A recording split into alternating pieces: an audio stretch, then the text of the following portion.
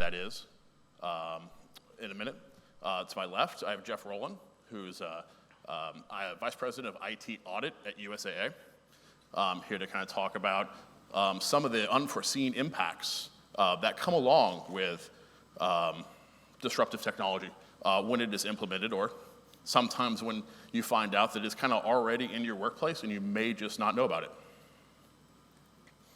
Okay. Okay. That. And then me, and you can obviously tell I'm the least impressive person by the size of font I had to use on my slide. Hopefully everyone here has had a chance to get a copy of the FinServe Expo application. We are going to be using it pretty substantially throughout today's panel for both live polling and Q&A. To get to the live polls, if you go to the application under additional resources, you'll see polling. All the polls for today's session start with the term disrupt tech. I believe you probably also got a message about them, so it may also be in an inbox from about 15 minutes ago, but we're going to be incorporating that throughout the presentation, as well as for question and answer, questions for our Q&A period at the end.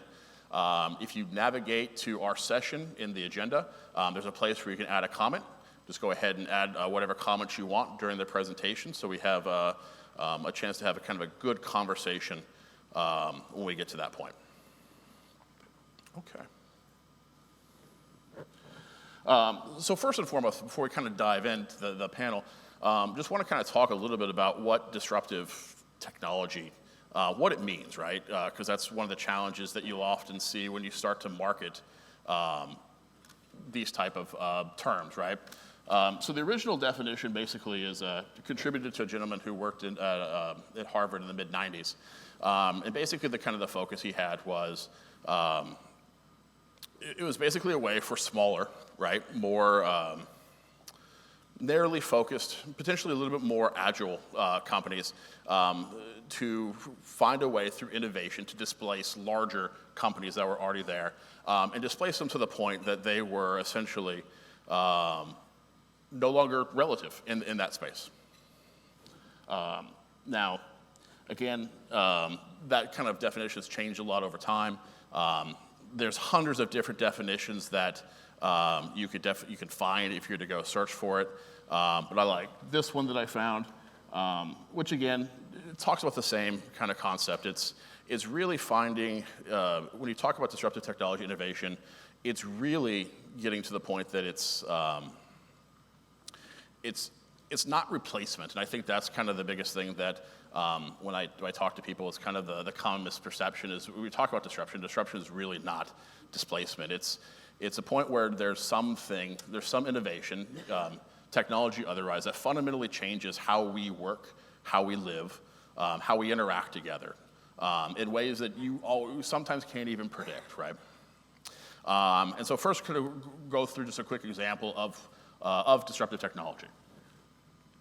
Telegraph, right? I'm sure everyone was probably thinking it was something way more modern and fancy like AI, right? But again, technology, innovations, while we focus on it now, it's been something that's happened throughout the course of human history, right? So you have something like the telegraph, which was invented in the mid-1800s. Basically, for the first time, it allowed people to quickly communicate over vast distances, right? And while telegraphs weren't in people's homes, it did have substantial kind of indirect impacts on what life was. For the first time ever, right, you could communicate effectively about the statuses of goods and services that were being shipped. It made it possible so businesses didn't have to be regional, right? You could have a national business. You could have an international business. You could even get to the point where you could actually start trading stocks and commodities, right? I mean, for the first time, you could actually have a market in a central place that had multiple different people participating in across a large area. As with all things, though, right, telegraph itself was disruptive, right, only to be replaced with telephone, right? Again, another form of disruption. Now, it wasn't instantaneous. The telephone was invented in the mid-1870s. It took probably about 30 years for it to get a foothold and essentially replace the telegraph. But again, the change that it did to our society is is pretty immeasurable in how we're able to quickly communicate with each other across distances, right? And what that does for information sharing and collaboration. But again, everything kind of changes, right? So come recent history, you have the iPhone. Some potentially have actually kind of posited the iPhone may be the most disruptive technology ever. I think that's probably a little bit of a reach, but it's definitely probably the most disruptive technology that we've seen in the last 20, 30 years. And again, the interesting thing about the iPhone is we'll find out, it was disruptive in the sense of kind of looking to really replace the need for that physical telephone, which it did. But also what happened then is that disruptive technology caused disruptive innovation, right? It gave it a platform for people to say, hey, I have this device in my hand, what else can I do with it? So then you basically get, oh, now I can take pictures. I can surf the web, I can get information, I can stay up to date. I can play trivial games with my kids, right? I can do this all from the same thing that, again, was just to kind of make a better handheld phone. But then you start, I can watch movies, but then you kind of start to get into some of the things that relate to us in financial services, right? So now I have this device that I can take a credit card payment anywhere I go. I don't even have to go to the bank anymore. I can now deposit my money via taking a photograph of a check. I can see what my money looks like at any point in the day. So again, I think that's the kind of thing to look at it is, it's things that now could we ever really remember what it was like when there wasn't a mobile phone, right? And that's kind of, I think, probably the best, most pertinent example for disruptive technology. So one of the things we wanted to do is kind of start with our first survey. And so again, what we're kind of focusing again is within kind of the financial services. Just want to kind of get an overview right now of kind of technologies that people are following, people are familiar with. So if you haven't, go ahead and open the phone and the app, and we can vote. And then if we can go ahead and see the results. All right. So not bad. Not bad, so I can't see those on the monitor in front of me. Okay, so people have definitely have a good solid knowledge of what's out there. So now I think it's interesting to go to the next survey. And the next survey basically is, so the first one is kind of what have you heard about? What are you following? But I think this one may be interesting. So if we go to survey 2, what are you currently using? It's kind of one thing to be familiar with stuff, but what are we actually using in our companies? All right, and yeah, as kind of expected, what you'll see is the numbers kind of drop, right? Is while we definitely are kind of aware of these things and we hear about them everywhere, implementation of them is still somewhat elusive in what we're doing. And so I think that's kind of a good segue now to kind of talk with Jay. So I guess real quick, before we kind of get into some questions and answers, maybe could you just give us a quick overview of what Nutanix is and what's disruptive about the technology that you guys create?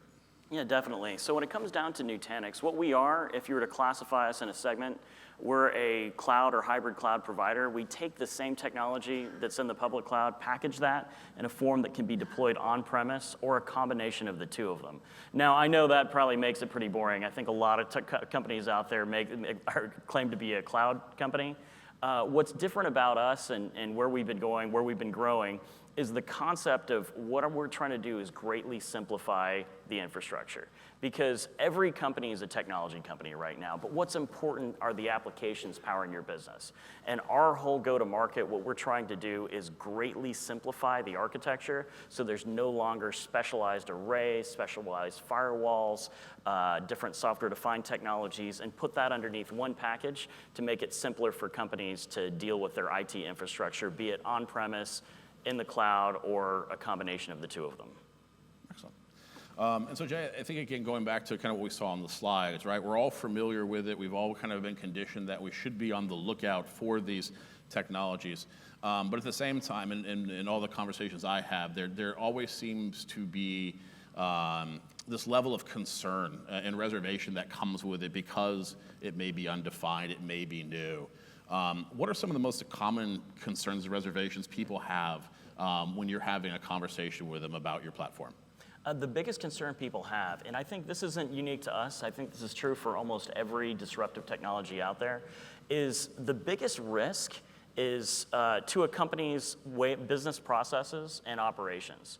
Where people can see the benefit of having a technology revolution, of really just fundamentally not doing an evolution, but changing the way they do businesses. But the risks associated with that are often not the technology so much as people's staff. This is a different way of doing something, maybe a different skill set or a slightly different set of people who need to operate that. And so the disruption of the business is the benefit everyone's after. That's what they're looking for, to make their business more efficient, to make their applications more efficient. But of course, that is the same risk. And that's why it can be a challenge sometimes for people to deploy and implement, because the technology is easy. The ability for a company like ours to come in and drop a new piece of technology, what's a little more challenging is to make sure that everyone at your companies are in line with a new vision. Excellent. So obviously, you work for Nutanix. Your goal is to basically find companies that your solution is a match for. So when you're out there and you're having these kind of conversations with them, what are some of the things you do to kind of address the concerns, right? How do you kind of solve that void of it's new, right? It's new to us. How do you kind of go about, I guess, educating, or what some of the things you do to get people comfortable so they're willing to put their name on the dotted line? Yeah, that's a good question. And the big key element here is to think about the overall solution instead of any individual piece of technology. I mean, the most important thing for people to say is, instead of saying, hey, I need X amount of storage arrays, or I need 500 servers, take a step back and understand, what do we want our business to be able to be doing with these applications? And where do we want to be in a couple years? I mean, the best thing to do is figure out something new for the company, or a new application, or a shift, and prove ourselves out with that. That's a good opportunity when a company's changing directions and either making a new offering or doing a big technology refresh, to let's just take a look at everything. Let's look at, while we're refreshing one element, let's see if we need to change our processes, change our people. The other side of it too is, what's really important is to have a community. So for example, we do a user group, as do some of the other technology companies out there. And the important thing is for our customers to be talking to other customers. So that way too, when if you're a financial services provider, talk to another one who's using our technology, so that you can have that not just from a vendor, for example, and understanding what the business impacts are, not just the technology impacts. Got it. And that definitely makes sense.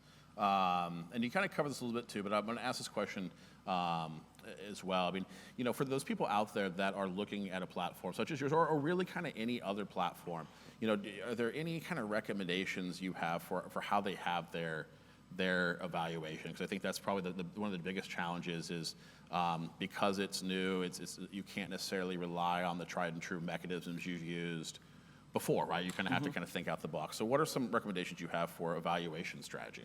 Yeah, so the best thing to do from an evaluation standpoint is to have a very well-defined business requirement. Because when you're evaluating any kind of technology, the same thing's true even for the technologies you were talking about earlier. If I'm evaluating, hey, I need to get a new phone, do I need to look at an iPhone or an Android, or if I'm looking for a new system, the thing not to do is focus on the specs, the speeds and feeds. Oh, this one has 5G, this one only has 4G, or anything else. The key element from that side is go back to the business requirements. Just before having, or when you're talking to your technology providers, just figure out, what are my exact requirements? Because what you don't want to do is you don't want to chase features or look for just a value of features per dollar value or something like that, if this isn't something that impacts your business. And at the same time too, when you see of a business requirements, taking a bigger focus at how many hours does your staff need to deploy this? How much time will your company be spending money to shift from the existing infrastructure? All these, I think, are much more important than the actual, be it speeds and feeds or individual features of any piece of technology. So that's the big thing I'd say, is just focus on what the overall requirements are. Excellent.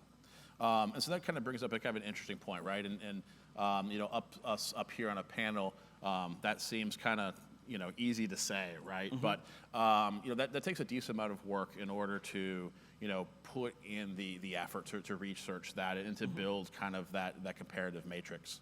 So I think that's a good segue into kind of our next survey question for the audience there, and that's really, at this point, does your company have a group, a department that is dedicated to innovation, right? That is there to be the champions of this technology, there to be the people that are really focused on selecting it, or is that something we find ourselves that's falling to, operational units or IT units as an additional burden?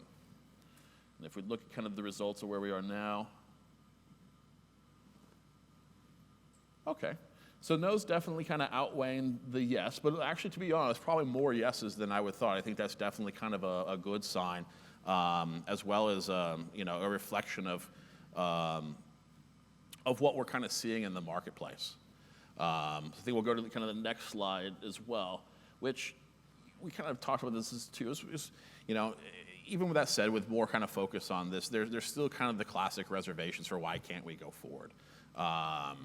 Whether it's cost, unfamiliarity, more and more in our industry, what I'm hearing is kind of issues with regulatory compliance or concerns about, we may be outpacing what's there from a legislative perspective.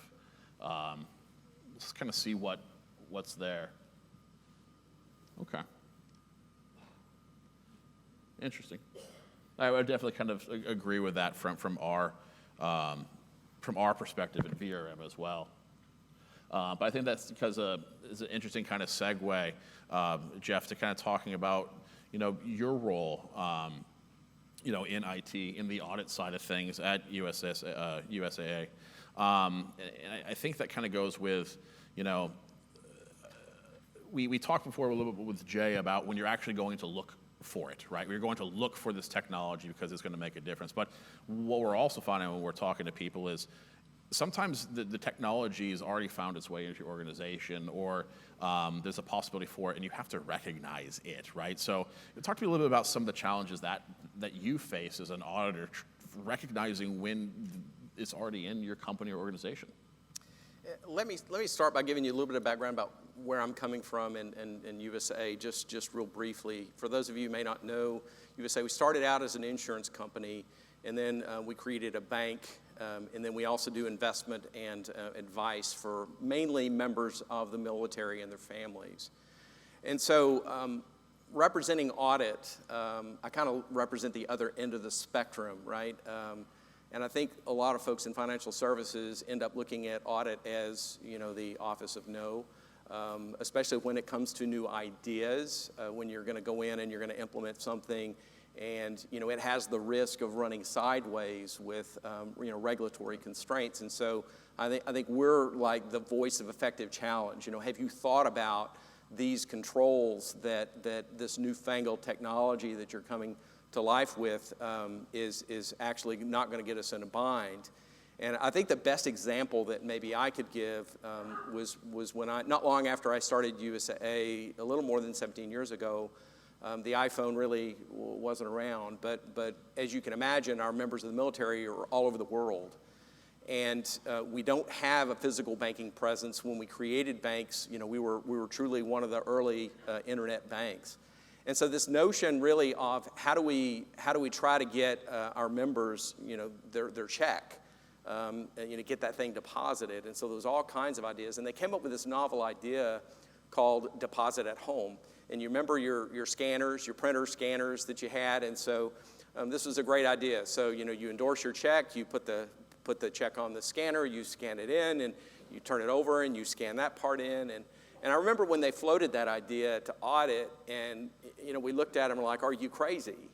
How are you going to control this? Maybe you want to let them take scan cash and go ahead and deposit it there. I mean, so where's this end?" And so we started challenging the business on really how to control this thing and how to stop. So if somebody deposits a check, and then with check 21, if they take that check down and they deposit again and present it in person, the in-person check is going to trump that.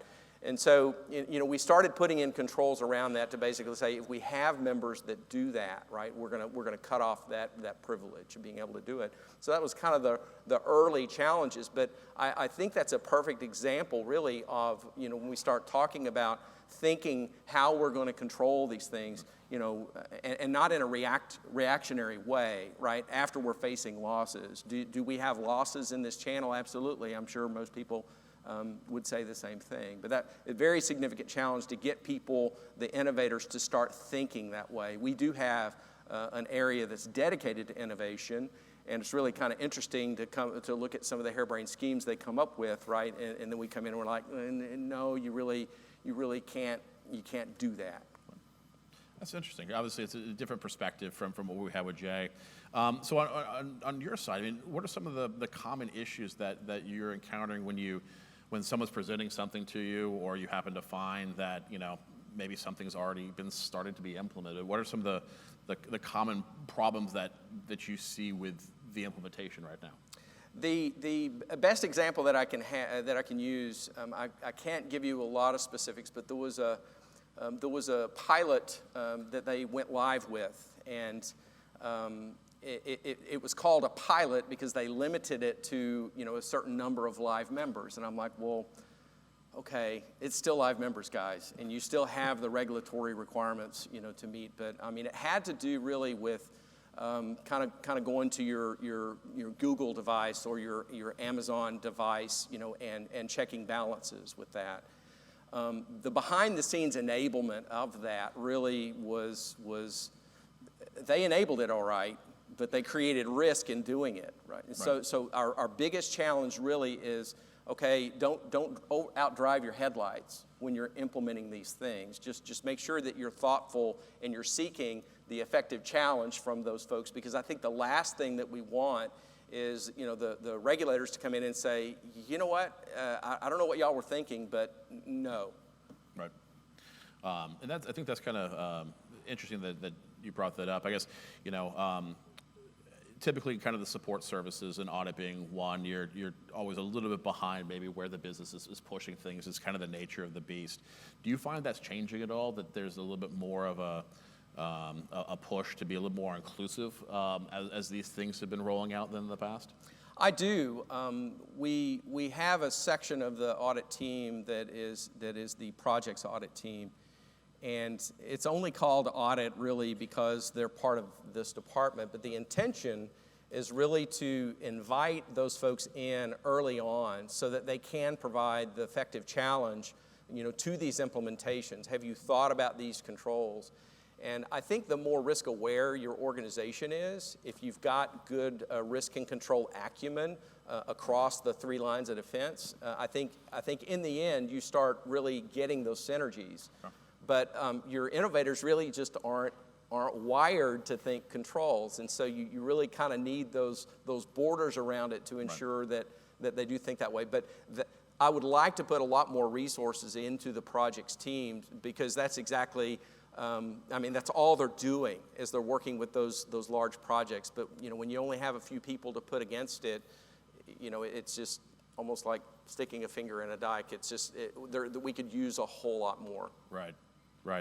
So I think the other thing too that you kind of touched on it a little bit that I think is very interesting is, as well as from your position, how have you really seen your company change or evolve as a company as the result of implementing some of these things? I mean, even if you just look at some of the stuff that you talked about, or some of the stuff we showed initially, that's a fundamental change for how that business works. So I mean, how would you say that's happening? I mean, is it is it always a challenge? Does it seem to go smoother now? I think USAA, especially going back to when we created our bank, I mean, literally they drug a mobile home onto our campus when they created, this was before I started, they drug a mobile home onto the campus and they put the folks in there, and that was the bank. And so I think because of the challenges that they had to overcome with our really distributed members base across the United States and really internationally as well, how do we enable that, right? So the mother of invention really is necessity in many cases. But USAA has historically been a very innovative company, and our different CEOs that we've had since I've been there, there have been all these patents that the company really goes after, and they really try to invigorate folks to think about it. And the individual that has the most patents within our company is actually a member of our physical security team. He is a guard at the gate. Really? Yes. And so I think the company, doing incentives and trying to reward people to think outside the box, and not all of them come to fruition. Right. But the fact that the company is behind that kind of innovation, to me, is encouraging. I just, as an audit function, please don't overdrive your headlines. Right. So It's interesting. I think one of the challenges as well that we all see is obviously we are looking for that competitive advantage. We are looking for that thing that's going to allow us to do more, faster, cheaper. The challenge ultimately, though, is trying to predict what that will really change, right? Because part of the disruption is the fact that you can't predict it. It probably would not be called disruptive if it was, easily planned and understood. So are there any methodologies or practices that you can kind of talk about that you're currently using that try to help you see or predict what some of the impacts of these technologies will be as you implement them? yeah, I wish I could say that we had a methodology that we Right. see that. I mean, I just think back, just going back to the deposit at home example that I gave you, when we were staring at the idea, we thought it was ludicrous, but it's the same technology really that we use. We hold the patent really on deposit at mobile. Okay. And so when you look at that technology, that was the evolution of that. That was the next phase 2 or day 2 version of it. And I think a lot of companies now have product offerings around the very similar capabilities. But I think the problem is that when the iPhone was released, how many of us looked at that iPhone and they said, this is going to change our world? I mean, think about how recently it really is. But I mean, we have a laundry list, and you gave a good indication of those lists. But I mean, really, the technology itself wasn't the disruptor. It was the platform upon which the disruptors could then be built.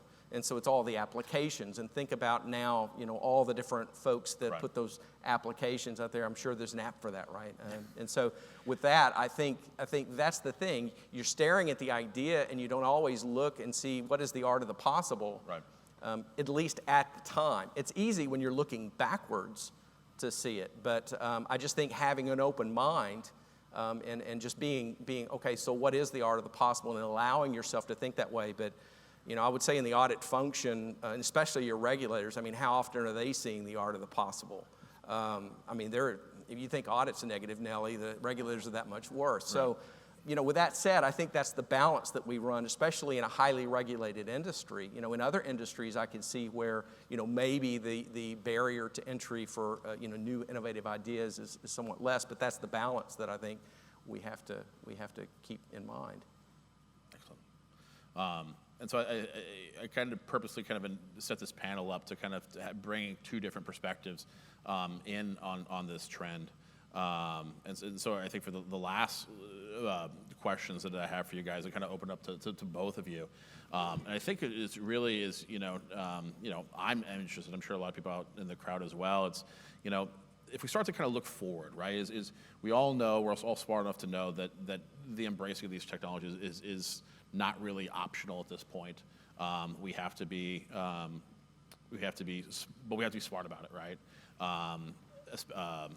The challenge that we've run into, and we were talking about this earlier, is if you're kind of an established company and you have a lot to lose, betting everything that you have on this new great technology is challenging, right? Whereas a startup with nothing to lose and everything to gain is much more going to have a tolerance to take those risks. But as we're out there, I guess, really I'm just kind of interested, from your guys' perspective, what are some of the things that you guys are seeing within your own company, with the people we're talking about? How are people really spotting the places for innovation. And I'm starting with innovation first, not technology, because I'm a big believer that the ideas first and the technology just materializes. But what do you kind of see as people, how are they finding the spots for this in their companies? Yeah, well, I think the first thing to do is there's two things you want to watch. One is how people spend their time at your own company. Because every time, if you look at the biggest chunk of time in any given area that people are spending hours on, or the number of staff you have dedicated to something, that's always an opportunity for innovation. That innovation may not be buy a new piece of technology, it may be change processes, but that's always where you want to look. And the other side of it too is trying to grow the markets you're in. Look for, is there something more that you can offer to your customers or a new market? So basically what I was talking about is a new market for your company, for your industry, or just look at where your people spend the most time. And that's an opportunity for innovation. And if everything goes well and you reduce that amount of overhead time in one area, just look at the next place that you're spending the most time. So that's what I do is new markets and where people are spending your time. I know it's a very nebulous question, but I'm going to put it out there because someone actually stopped me and asked me this one earlier today. It was someone, a smaller company, smaller shop, very, very worried about the first time, right? I'm interested in we've never done anything like this before. I don't know. I mean, are there any recommendations that you guys have for that person that's, for lack of it, it's the first time, right? And there's some hesitation. Is there anything that you guys have seen to kind of help get over that hurdle? I think when you're talking about the initial ideas, resist the temptation just to immediately say, no. I think you've got to absolutely entertain the possibility. Otherwise, you get yourself kind of stuck in a channel. And when I think about disruptions that have occurred over history, let's think about the innovation of the car. When they originally came up with the car, it in itself wasn't a big disruptor. You think, okay, well, it changed the transportation industry. Yeah, but it didn't change the transportation industry for a couple of decades.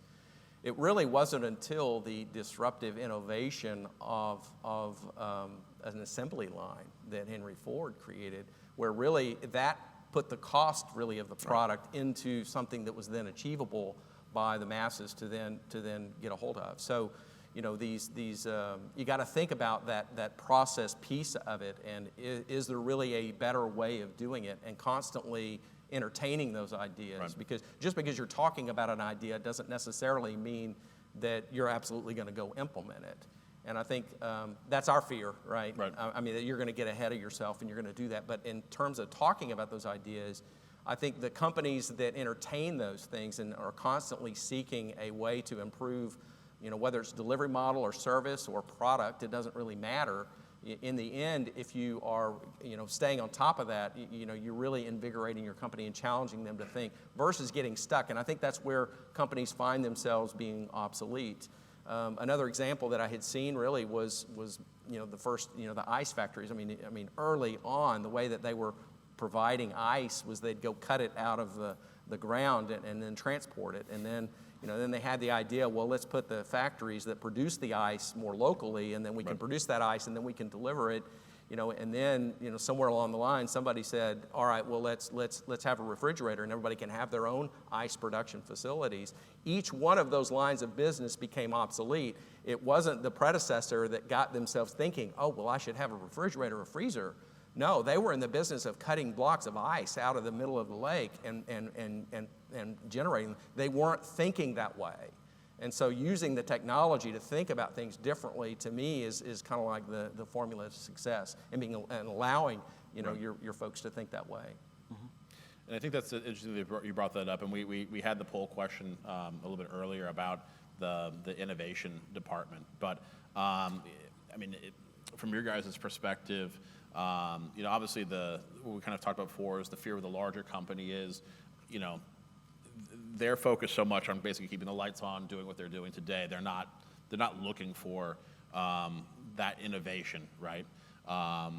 What have you seen from you guys talking to people about companies that are larger companies that you think are doing a great job of keeping a pulse on what on how they can stay innovative? Is there any practices you guys seen that you guys could share from that perspective? Yeah, definitely. I think the most important thing for larger companies is there's a trade-off. And large companies tend to have a large focus on efficiency.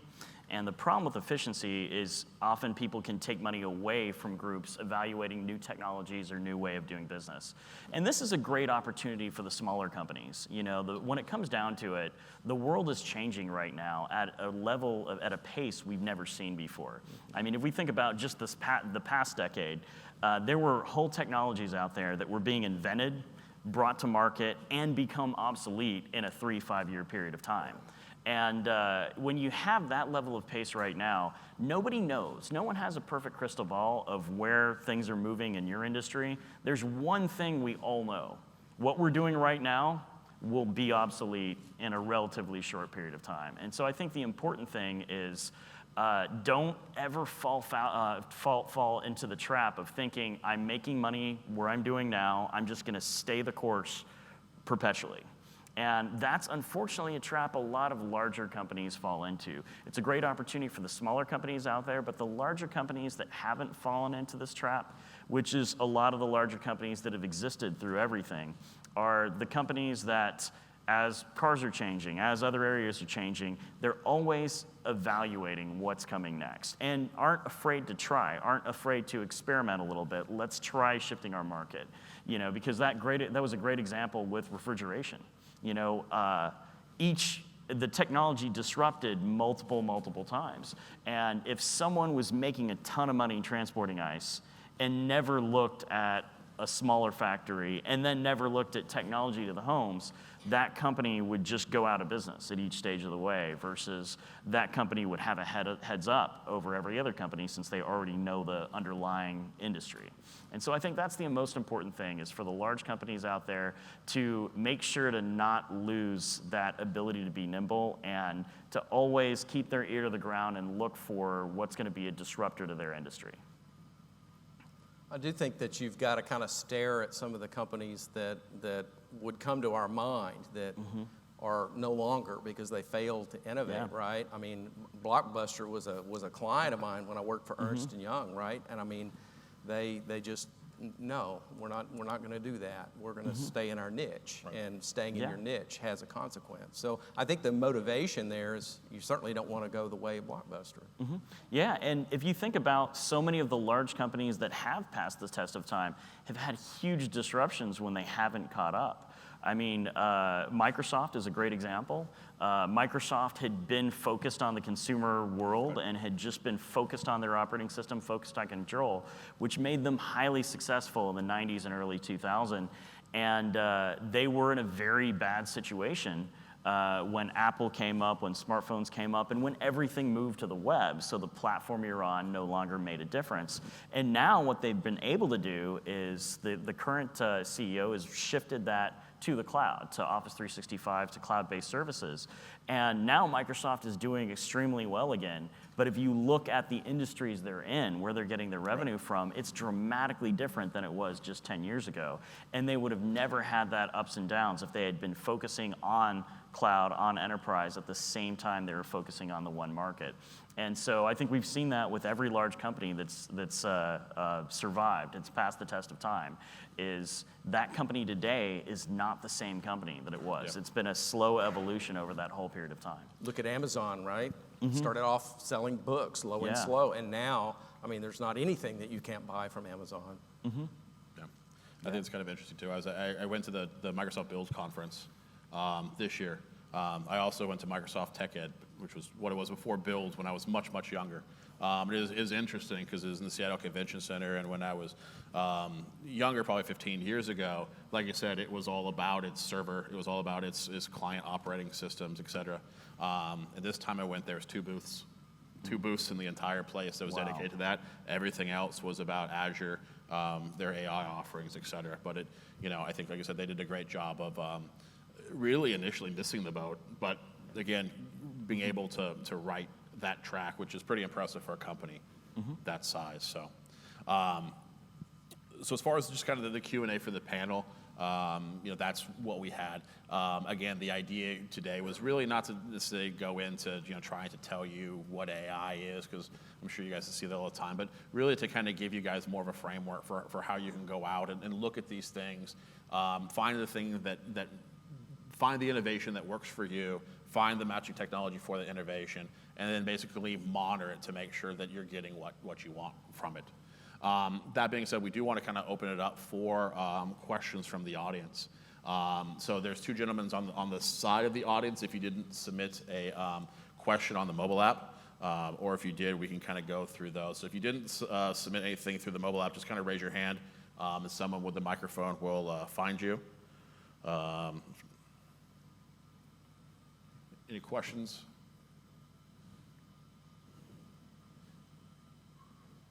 Okay. All right, I think we're good. Thank you guys very much for your time. Thank you.